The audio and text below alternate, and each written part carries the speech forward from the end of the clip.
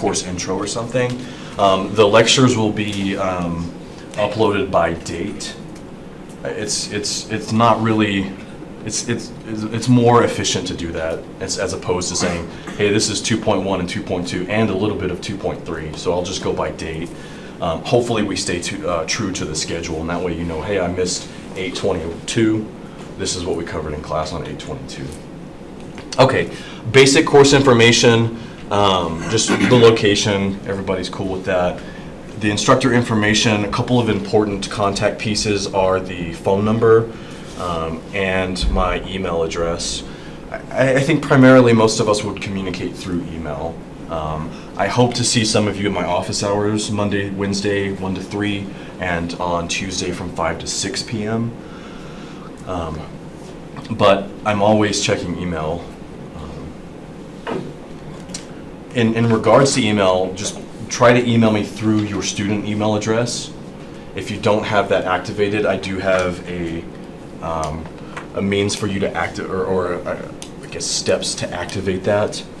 That would be by far the most efficient. So this activate student email.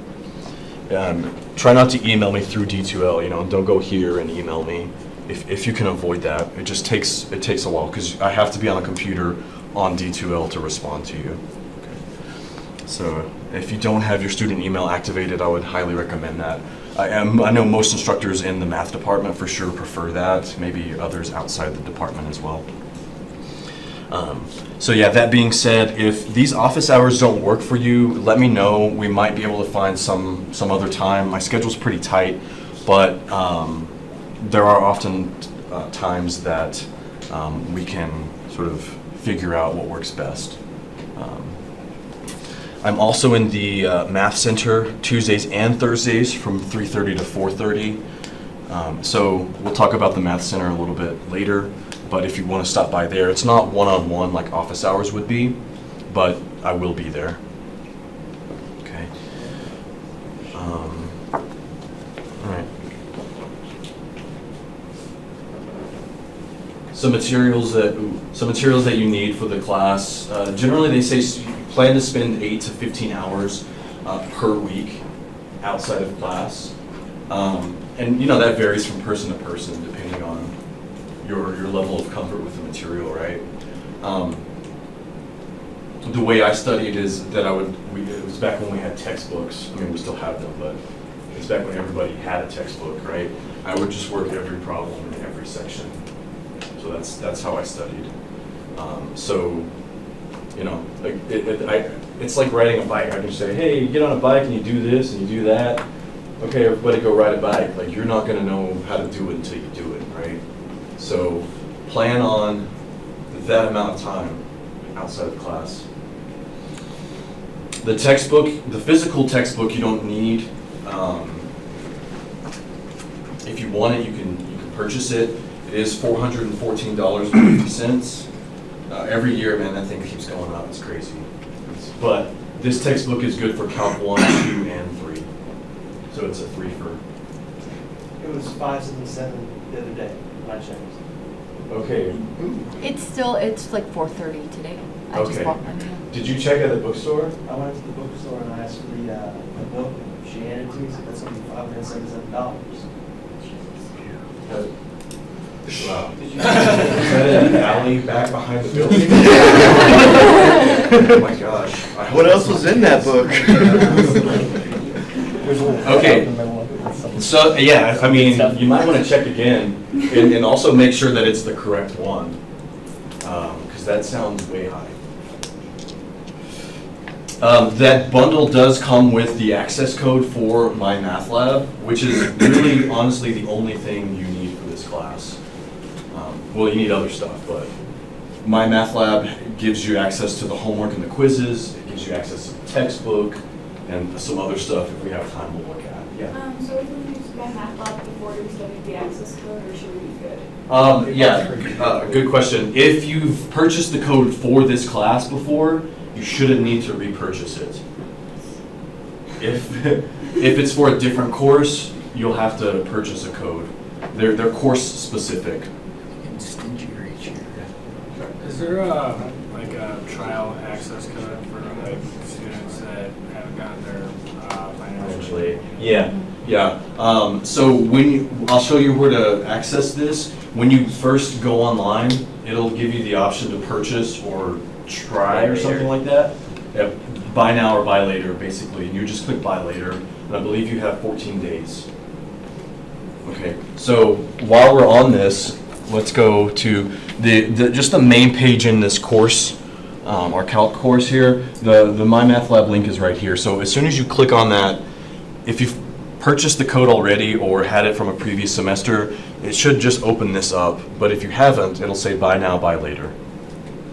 Okay, so that's how you access that. And honestly, that third option is the cheapest way. Well, where did that go? The third option is the cheapest alternative to purchasing the textbook. So at the bookstore, it's $134.50, but if you buy it through that Mymathlab link, I think it's about $120. You've got to get it in one of three ways. I don't think there is another way to access that. If you buy it from like eBay or Amazon or something else, even if it's the same ISBN, it's not going to be the same access code. It might be generic access to Mymathlab, but we use Mymathlab Plus specific to our D2L. So you got to make sure that you get that code in one of three ways. And that's mentioned, I think, twice in the syllabus. So just make sure that you get it one of three ways. Okay. The syllabus, by the way, is under course material and content. And this module here for syllabus and course information is where you can find the syllabus. A lot of questions you may have initially are in there. So you might want to read over that. We'll just touch on some key points. Any other questions on the Mymathlab book situation? Yeah. So it's the access code. So there's three options you said, and then like either option that we buy through the website. So if we just get the access code, do we have like a ebook? Right. Yes. Okay. Yep. So you have an ebook access with that code, access to homework and quizzes. There's study plans. There's even an interactive textbook where you can like move figures. And yeah, there's a lot of features to that. So it's not just a glorified homework and quiz doer, right? It's a good resource. Okay, calculators, no graphing or like programmable calculators are allowed on the exams. So with that, I would recommend that whatever you're doing your homework, quiz, in-class work with, that you use that for the exam. That way you're familiar with it. Different calculators have different syntax. If you don't put parentheses in certain places, the order of operations isn't quite there. So you just want to be familiar with the machine you're bringing to the class on exam days. The exams will be in class. There's some you can use on your phone, Desmos or GeoGebra. They have phone apps. Both are really good. The internet access for the online components. And that's item 5 is again just saying buy the book in one of three ways. It doesn't use Course Compass or WebAssign. It's very specific. Oops. Dedicated Mymathlab support number. If you want to jot that down, if you want to jot this support number down, I would recommend that. If you can't access the online piece and you've purchased a code before, that's about the only thing I can help you with. Everybody has different OSs and browsers and plugins, and so that's a good resource if you're not getting things up and running. But that's on page 3 of the syllabus if you want to reference that later. Homework notebook is mentioned here, but it is not a part of your grade. I do recommend that you keep a homework notebook just to facilitate help. Like if you're stuck on a problem, you say, I'm stuck at this step, and you look through, okay, you've done everything right up to here. But also and more importantly, when you take the exam in class, you're doing your homework and quizzes online, and people have a tendency not to write stuff down. You know how, in your head, you know how to get from point A to point B, so you don't write that down, right? But on an exam, you have to show your work. So what you're doing is keeping a notebook to prepare for how you're going to perform on the exam. I'm going to write this problem down. I'm going to write it out step by step, neatly and organized, all of that kind of stuff. Yeah. Is all of our homework going to be online, or are we going to have some homework online, some on paper? All homework and all quizzes are done online. There's no, I don't do pop quizzes or in-class assignments. Okay, so just make sure that you're doing that. If you've got this far without doing that, then congratulations. But you really need to be clear and organized with your work. So that is the downfall of having it online. Although you can get instant feedback and instant help in most cases, I think it's a huge detriment in preparing you for like written paper exams.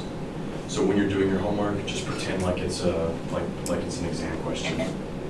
Yeah, it takes longer, but it'll really pay off.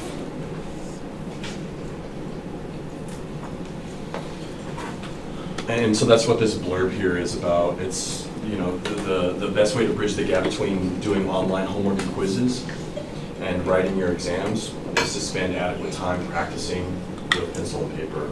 That goes for graphing too. If the problem says graph the derivative of this function, don't just go online and do it, or have something else do it for you, like try to draw it out by hand, right? If you've taken other math courses with online pieces, you know that graphing was difficult because usually with those graphing problems, they have A, B, C, or D to choose from. And a lot of times you can just process of elimination, okay, it's D, but you're really not practicing graphing those things, right?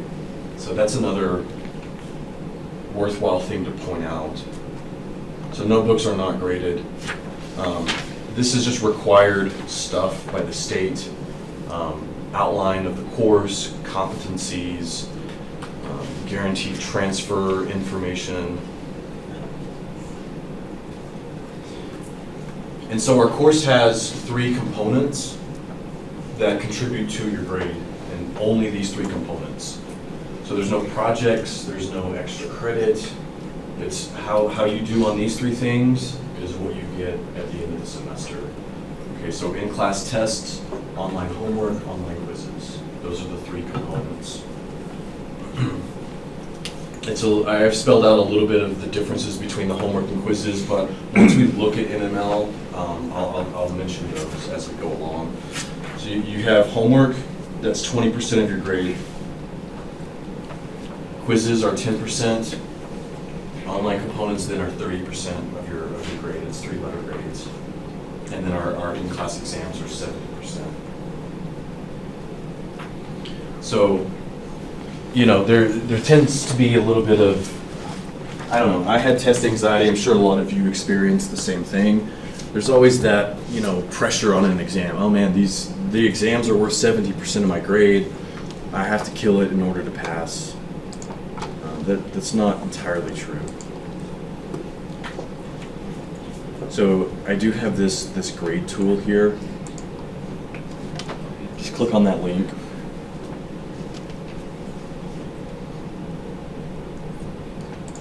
And I'm illustrating this to show you the importance of online homework and quiz, not in attempts so you can see like, oh, all I have to do is that to pass.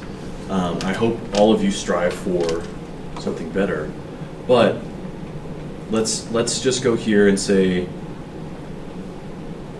let's say we made D's on all of our exams.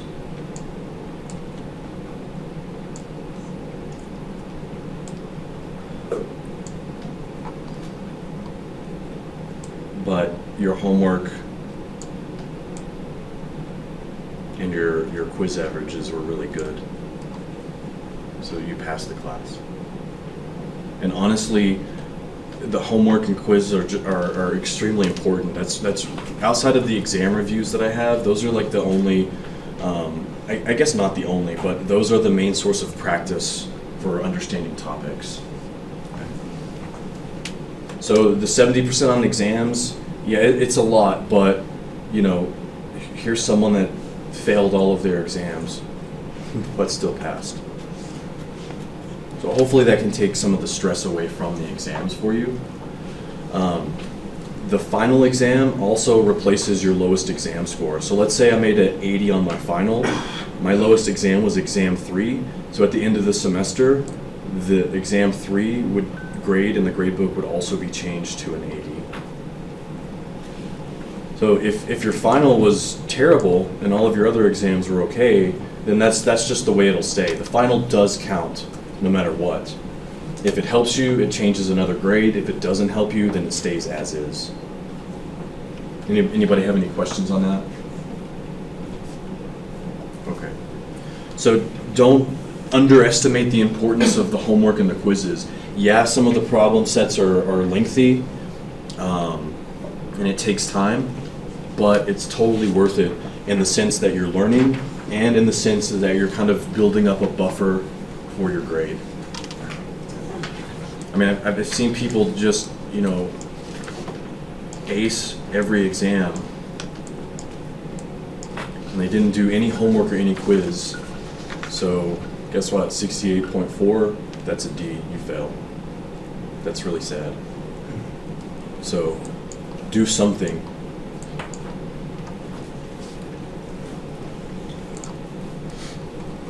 Again, there's a breakdown, grade distributions. Oops. Standard rounding at the end of the semester, 89.5 is an A, 89.4 is a B. So again, another reason to keep up with homework and quizzes too, because hopefully it's not the case for any of you, but sometimes there are those students that are right on the cusp of a C and a D, and I have to have a firm line there, because a 69.4, somebody says, well, you rounded up his 69.4, can you round up my 69.3? And then they say, can you round up my 69.2? Right? Then it starts to get into this gray area. So there is a strict cutoff, standard rounding at the end of the semester. There's some late policies. So it's pretty customary. The late policy is that exams are not allowed to be taken at a later time unless you have like a jury summons or an accident on the way to school, and you have to provide documentation for that. If you know you're going to miss an exam ahead of time, then I'm happy to allow you to take that earlier. Same thing with homework and quizzes.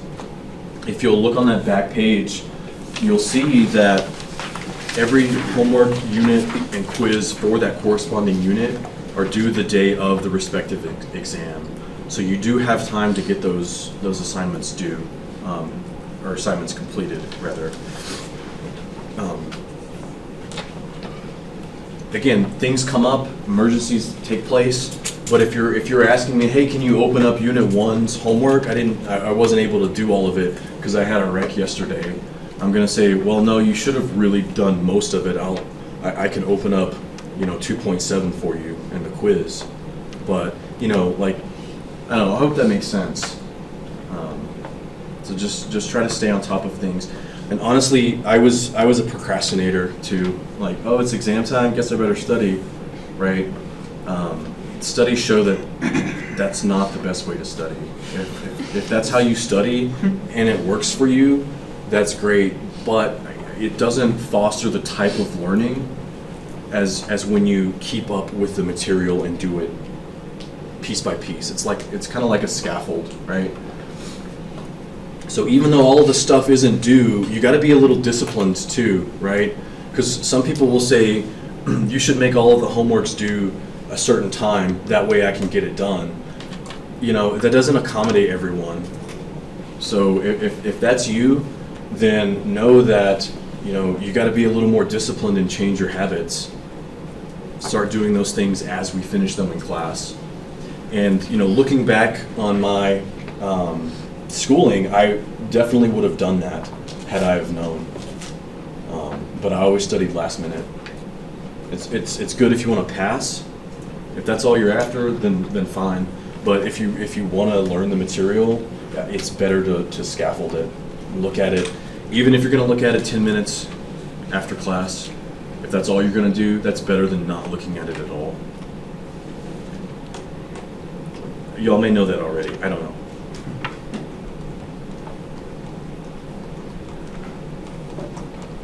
Some other stuff. A couple of sources of help myself during office hours, through email, stopping by the math center if it's not busy. And office hours are for students. Okay, so don't think that it's, oh, he's in his office working. It's probably the case, I'm working, but it's reserved for students to stop by and ask questions and stuff. Yeah. Oh, what time does the math center close? I know it changes on this one. Oh, gotcha. Yeah, I forget, which is why I put it there. So myself, the math center, it's kind of like a tutoring lab. You can go in there and work quietly to yourself if you want to, but if you get stuck on something, they have these little wooden stakes that you raise up, and someone, an instructor comes over and helps you with what you're working on.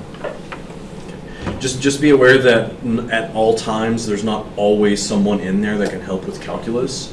So if you want to stop by the math center in the library, just make a right and go all the way to the end. They do have schedules broken down by people's expertise, I guess.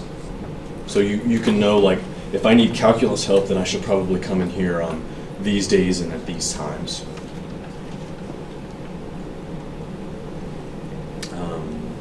The Academic Success Center it's a great resource. They provide tutoring, but you have to pay for it. Mainly the thing is they can facilitate study groups.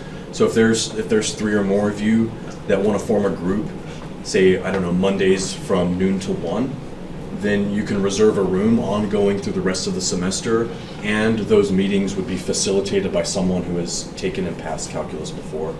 Yeah. So I've already got one set up. Okay. I'm the only one in it, but it's on Mondays and Wednesdays from 9:30 a.m. to 11:30 a.m. So if anybody wants to, they're more than welcome to join.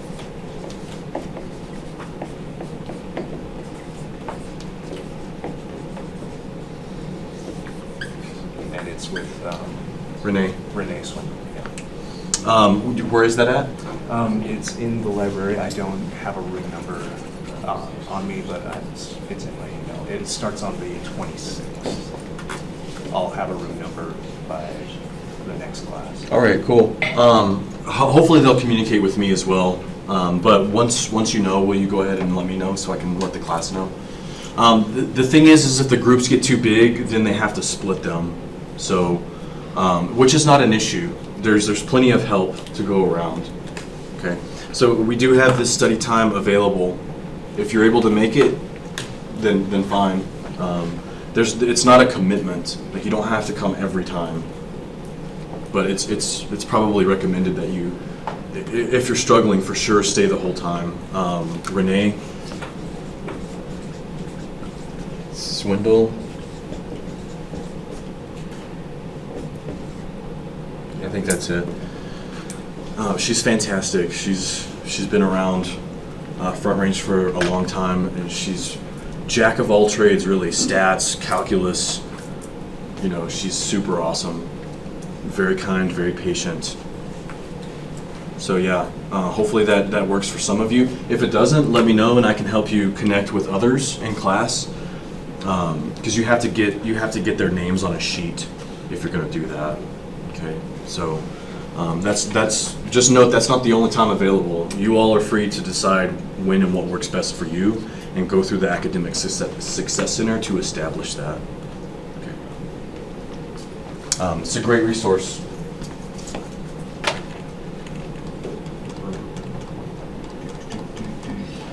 Do y'all know about this? Student rights, responsibilities, and resources? Like, we were just supposed to copy and paste this, but I just want to point out that in D2L, if you're not aware of this, in D2L, if you go to Front Range Resources here, and click on student rights and responsibilities, then all of those links are there. Okay. So there's, counseling, all kinds of stuff. So you should know what's available to you, what your rights and responsibilities are. I just figured that out the other day. I was like, oh, that's where that's at. So there you go. You're welcome. Some important dates. And I think, this our pacing schedule. This is subject to change, often does change. There is a ton of material. What we'll stay firm with are the exam dates. So look at those exam dates, and if you've got stuff for work or some other obligation, then let me know so you can take the exam earlier. If you miss an exam, again, the final can replace that. So that's one of the reasons it's in there. That being said, some of the deadlines I say are firm. I do, however, understand life happens, things come up. So the sooner you're able to communicate with me, the more likely I am to try to help you, accommodate you, or whatever that is. So I don't need to know like your life story or the specific details. Just early communication is helpful for me and for you. Okay. Do y'all have any questions? Yeah. Are we able to work on Mymathlab in the Math Center? Yes. The Math Center's computers, and in fact, even the computers down here, I think most of them on campus actually are set up so you can do Mymathlab stuff. Yeah. Any other questions about any of that? Okay. If you think of something, email me. So we'll go through Mymathlab. This is once you get it purchased or trialed, this is what you'll see. I do recommend running this browser check down here. So it'll run through your system and tell you, well, you don't have this, you need this, so go download that. Okay. So this should really be your priority, is to either purchase this code or start the trial.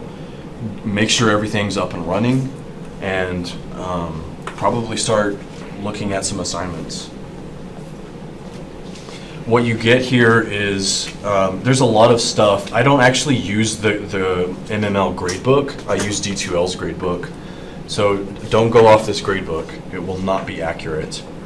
Probably primarily you'll be in the assignments tab, because that's where all of our assignments are. You can filter it by homework or just quizzes and tests. They treat quizzes like tests, so they're grouped with tests. We don't do tests online, but that's where your quizzes are. And if you go down far enough, they should be at the bottom. Well, yeah, okay, good. I reordered them. So they're next to the units they correspond to. Okay. Again, due dates on the schedule. Also, due dates and times for the assignments are right here on this column to the left. So there should be no excuses for not doing a quiz or a homework. I'm always shocked when people don't do, especially like a quiz, and they're like, oh, hey, I didn't know we had a quiz to do. Can you open that back up? I'm going to say no, because I've told you you've got quizzes to do. One quiz per unit. So honestly, the quiz is probably the last thing you'll do, because it encapsulates the entire section, the entire unit, which is, oftentimes 3-4 sections. Chapter 3 has 11 sections. Okay. The thing to keep up with is the homework as we go through. That's my recommendation anyways. Okay. You can see here that the quizzes are timed, 120 minutes. The homework assignments are not timed. Okay. There's a couple of other differences. If you all done MML before, then this is probably super boring. It's probably super boring anyways. But there's some of us that haven't seen this. So it'll say, are you ready to start? And then you say start. You want to make sure you have a chunk of time. It might not take you 2 hours to do this, but you want to make sure you have a solid block of time. If you know you have to go to work in the next 20 minutes, then you shouldn't start a quiz. because there's no option to save this for later. And I probably need to check on that. You might be able to come back to it, but I'm not sure. Okay, so the quizzes are timed. There's no resources for help. I mean, of course you could look stuff up online if you wanted to, but the feedback I generally get is that the quizzes are a harder version of the homework. So you might want to first just like a blind run through the quiz just to see where I'm at in this unit, and then because there's 2 attempts, the best one counts as your quiz grade for that particular quiz. Okay, so if you got a 50 and then you got an 80, the 80 is the one that goes into the grade book. Okay.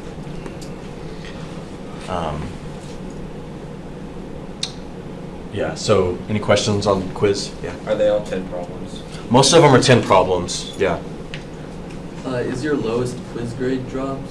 I don't drop the lowest quiz grade. Okay. All right, that's the structure of a quiz. The structure of the homework is a bit different. You can start wherever you want.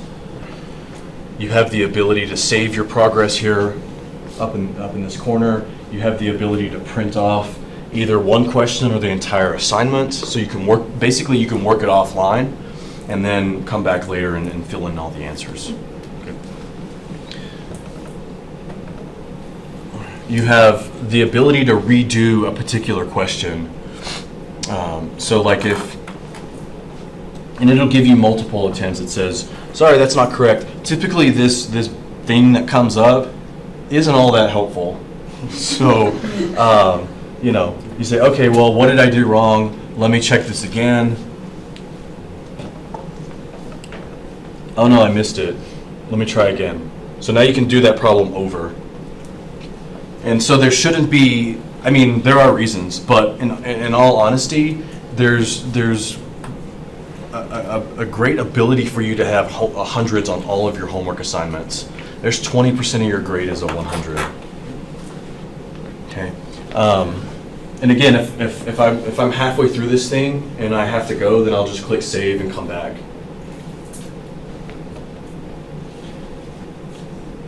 You can ask me the question. I just wanted to point out though that when you say it'll email me, but if you're confused about these numberings here, this says 2.1.13, and then this says question 3 of 10. This is the question number, problem number 3 in homework 2.1. The number here on the left, 2.113, if you look in the textbook, this problem will be similar to number 13. So I prefer, if you're going to tell me you're stuck on a problem, just list this number up top here. Because otherwise I have to hunt through and figure out which one it is. Okay, so you can't email me directly through MML. You have access to the textbook.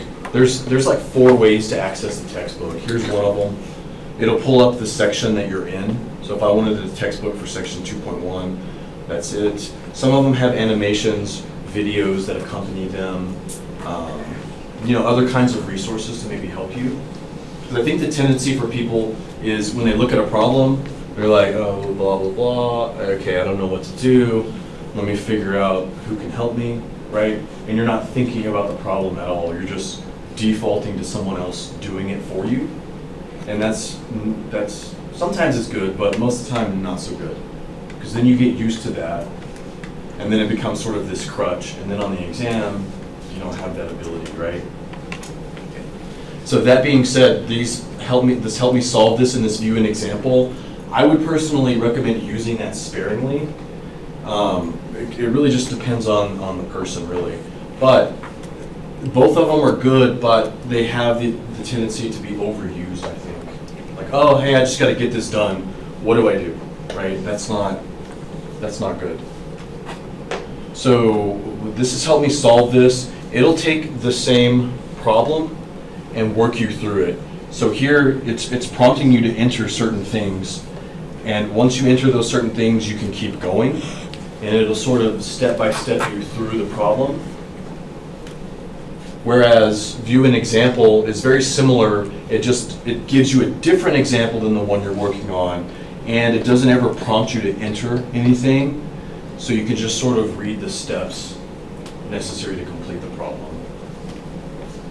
Use those as little as possible if you can. She doesn't know how to write it though, because sometimes it helps too. Right, good point. The syntax here sometimes is very picky. You know, like if it says, write your number as or write your answer as an ordered pair, and I did this, it's going to count that wrong because you're missing a comma. Or if you forgot this bracket, it's going to count it wrong. If you put a bracket instead of parentheses. Yeah, if you do that Or instead. you put a space after it, and you look at it going. Yeah, any false keystroke is going to screw up the answer. The right variable.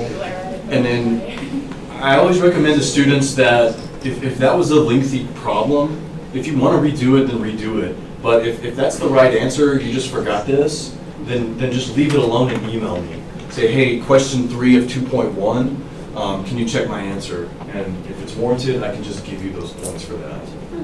That way you don't have to worry about the syntax and the frustration that comes along with that. Does that go for quizzes as well? Something Yes. like that happen? Yes, yeah, it's a good point. Goes for quizzes as well. If you mess up the quiz syntax, or maybe it's round to 4 decimal places and you accidentally rounded to 3, let me know. Like some of those things I don't think warrant a student having to redo an entire problem. If you're unsure, just ask me too. Hey, can you look at this number on the quiz? I'll say, well, that answer is not really that close, so you might want to do that again. Okay. All right, that's pretty much it. I do also want to point out that on the quizzes, you don't get direct feedback like you would on the homework. So you don't know if you got it right or wrong until the very end. That's another major difference between the quiz and the homework. Again, they're treating the quiz like a test. So just keep that in mind. Does anyone have any other questions about homework or quizzes? So the quiz, if you get something wrong, will it give you feedback as to what section you got wrong and you redo? Yeah, at the end, when you're done with the quiz, you'll see like the numbers, 1 through 10 on the left-hand side, and it'll show checks or X's next to it. And sometimes you'll see like a check /X means you got part of the problem wrong. Because some problems have, multiple parts. So you can go back and say, well, I missed something on there, and it'll show you kind of like a red thing next to it. But it's really up to you to figure out why you missed it, because you can't view an example or whatever. Any other questions?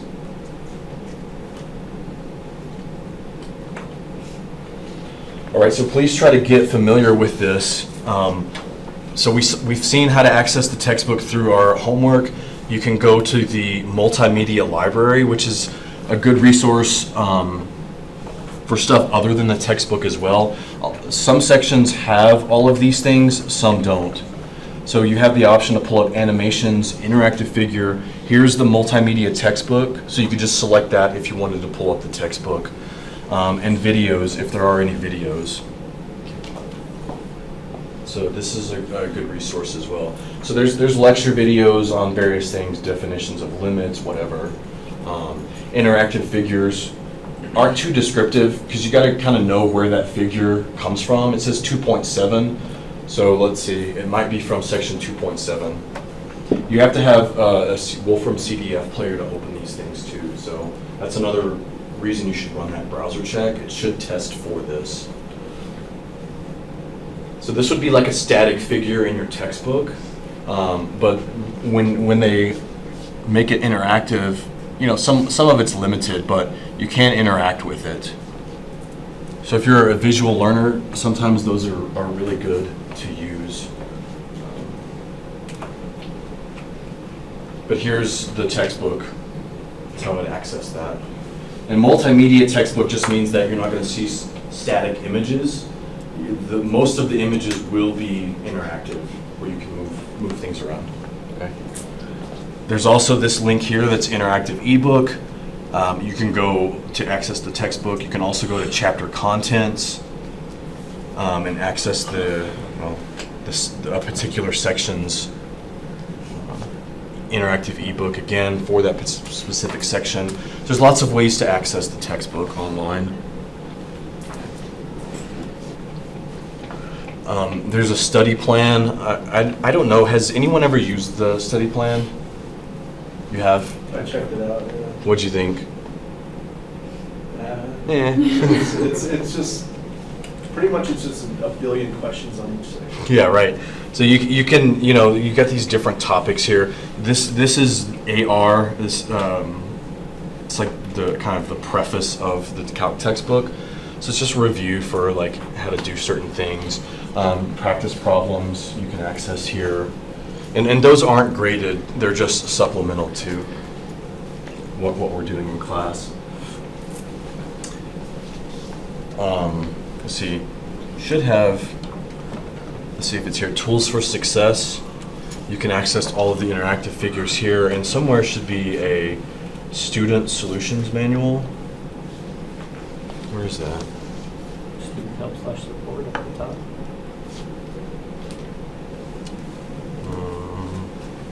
Let's see, yeah. No.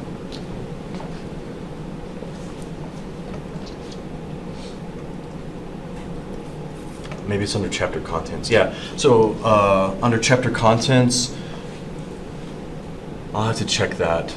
That may mean that you can't see. But I'll check this. But here's a Student Solutions Manual. If that's not available to you, you can someone can let me know. But I'll check. Then these are solutions to the odd numbers in the actual textbook. If you want additional practice problems.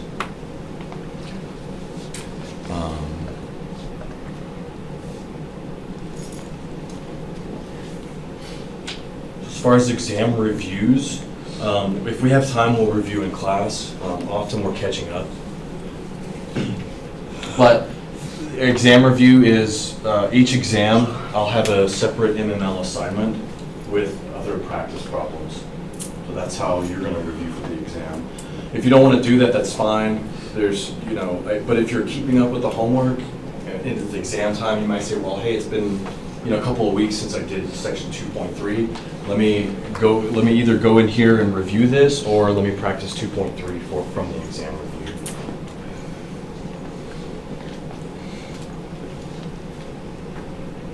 So yeah, questions on MML?